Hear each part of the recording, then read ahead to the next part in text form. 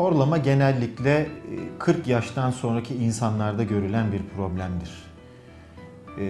40 yaştan sonra hem vücut ağırlığı artmakta hem de vücutta genel olarak kollajen yapısında değişiklik ortaya çıkmaktadır. Dolayısıyla kollajen yapısı değiştikçe dokuların gerginliği azalmakta, dokular daha gevşek hale gelmekte, bu da daha sık horlamaya neden olmaktadır. 40 yaş üzerindeki insanların yaklaşık %25'inin dönem dönem horladığı, 60 yaş üzerindeki insanların ise neredeyse yarısının sıklıkla horladığı ispatlanmıştır ya da gösterilmiştir. Dolayısıyla horlamanın yaşla birlikte artan bir seyri vardır.